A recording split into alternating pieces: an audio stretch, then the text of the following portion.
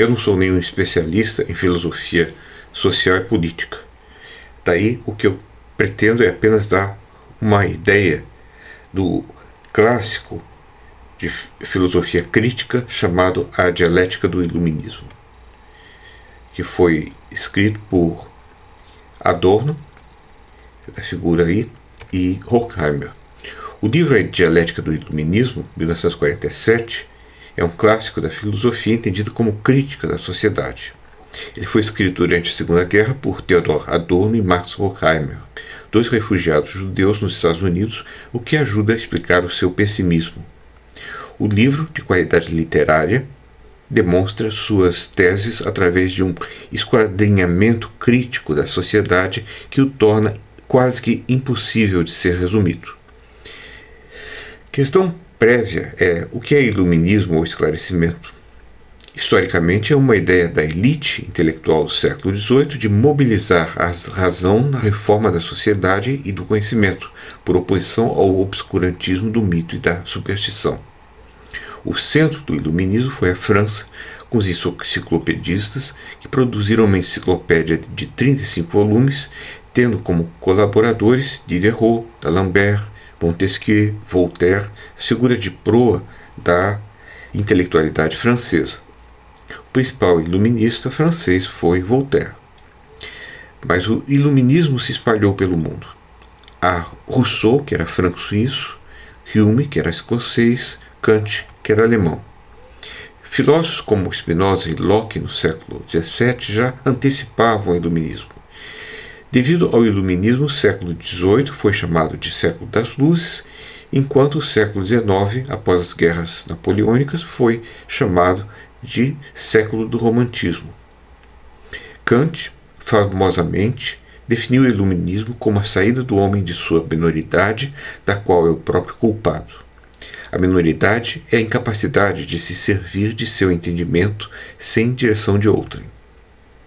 Contudo, como salientou Guido de Almeida no prefácio de sua tradução brasileira do livro, para Adorno e Horkheimer, o esclarecimento ou iluminismo tem um sentido mais amplo,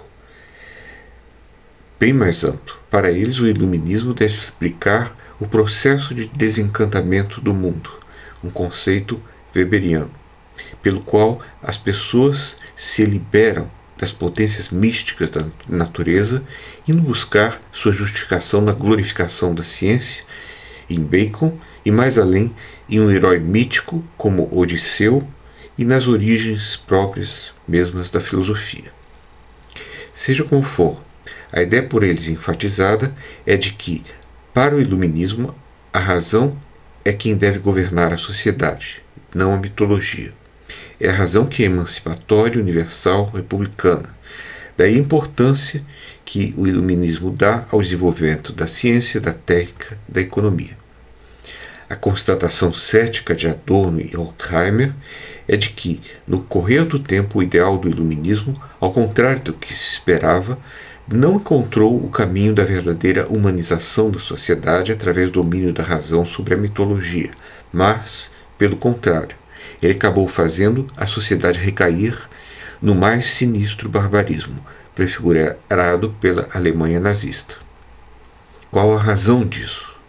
Ora, ela está na apropriação que a sociedade capitalista fez da razão, transformando-a em um instrumento de dominação, pensam eles. Brian O'Connor é um estudioso da Escola de Frankfurt, nota que Adorno e Horkheimer foram influenciados por uma distinção feita por Max Weber no livro Economia e Sociedade entre razão instrumental e razão valorativa. A razão valorativa, segundo Weber, é determinada pela crença consciente do valor por ele mesmo, ético, estético, religioso, outra forma de comportamento na independência de seu sucesso. Já a razão instrumental é determinada pelas expectativas com relação ao comportamento dos objetos no ambiente e a outros seres humanos, essas expectativas sendo usadas como condições ou meios para que o agente satisfaça suas finalidades racionalmente calculadas. Ora, o iluminismo no interior do capitalismo fez prevalecer a razão instrumental, na busca do lucro e de vantagens pessoais. Mas o predomínio dessa razão estreita, a racionalidade, está longe de liberar, mas, ao contrário, ela aprisiona os seres humanos. Foi por ter posto essa razão calculadora a serviço do sistema capitalista que a razão iluminista acabou por produzir o seu avesso, revertendo o iluminismo em um mito na forma de razão, que se torna imagem e espelho da loucura que ela busca reprimir. A razão iluminista, vista como uma razão produtora de fins, longe de transformar a sociedade, tal como ainda acreditava um pensador como Marx, acabou por fazê-la regredir, dando origem ao nacionalsocialismo e lembrando ainda mais a superstição e o mito dos quais a razão parecia ter se liberado. Mesmo nas democracias liberais, como nos Estados Unidos, Adorno e Horkheimer encontraram sintomas do fascismo. Eles se encontram na indústria do entretenimento, em Hollywood, eles estão na lavagem cerebral comercializada que caracteriza o que eles chamam de indústria cultural. A conclusão é a de que, longe da razão destruir o mito, o iluminismo e o mito se encontram intrinsecamente associados, ou seja, para eles, o excesso de razão é que, na sociedade capitalista, nos leva a resultados desastrosos. Eles sumarizam o que pensam em uma dupla tese. O mito já é esclarecimento e o esclarecimento reverte a mitologia. Esclarecendo isso. Primeira tese.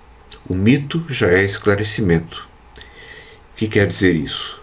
A despeito de ser declarado mítico e ultrapassado pelas forças da secularização, os velhos rituais, religiões e filosofias contribuíram e podem contribuir para o esclarecimento.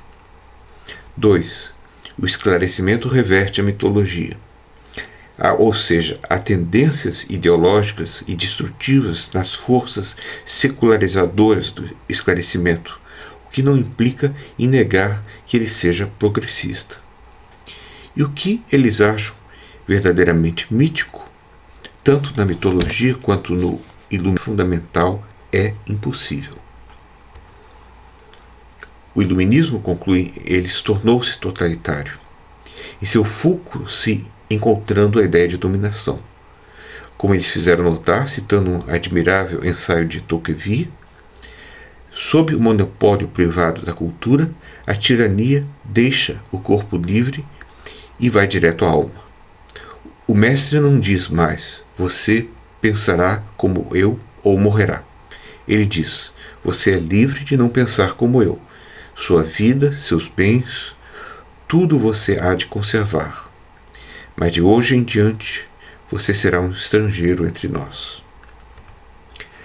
E a razão desse totalitarismo é que encontramos-nos em um mundo no qual pequenos grupos sociais controlam de forma desproporcional o restante da população, de modo que o indivíduo acaba sendo nulificado pelos poderes econômicos. Assim, no capitalismo ocorre, primeiro, o domínio de alguns homens sobre muitos. Segundo, o domínio da natureza dentro do ser humano. E terceiro, o domínio da natureza fora dele. E a razão profunda disso é o medo irracional do desconhecido. Se ao menos acreditamos conhecer, não temos medo. A indústria cultural passou a fazer parte da superestrutura ideológica do capitalismo avançado. Mas o que é a indústria cultural? Resposta: é a cultura de massa fabricada pelo capitalismo avançado que produz produtos culturais que vende como mercadorias, filmes, programas de rádio, revistas, de tal modo que esses produtos são usados para manipular a sociedade de massa de modo a torná-la dócil e passiva. A indústria cultural faz as pessoas substituírem o genuíno valor de uso da mercadoria para o que as coisas servem pelo seu valor de troca, o trabalho investido em sua produção. O valor das coisas é o de troca, e não mais algo intrínseco a elas mesmas. Exemplo: um carro de luxo tem alto valor de troca, pouco valor de uso. Isso acontece também com a arte. A arte virou fetiche, que é uma valorização social, que é tomada como se fosse mérito. A indústria cultural promove reificação, termo introduzido por Lukács, referindo-se ao processo pelo qual a mercadoria passa a permear a vida na sociedade capitalista. Pela indústria cultural, o fetichismo passa a permear todas as instituições, mesmo disciplinas acadêmicas como a filosofia. O resultado é que a razão instrumentalizada do iluminismo contemporâneo, ao invés de libertar, aprisiona, pois, por meio da indústria cultural, homogeneiza e limita a autonomia das pessoas. A passagem da natureza à cultura acabou em nossa sociedade por mutilar as identidades das pessoas. Exemplo: antissemitismo é uma projeção das insatisfações sociais em um grupo marginalizado. Exemplo: destruição da natureza. Exemplo: colonialismo. Tudo isso encontra justificação na razão instrumental. Colonialismo, por exemplo, foi racionalmente justificado como servindo para levar a civilização aos povos mais atrasados. Na origem dessas distorções estaria, segundo eles, um excesso de iluminismo que reprime elementos irracionais do ser humano em sociedade.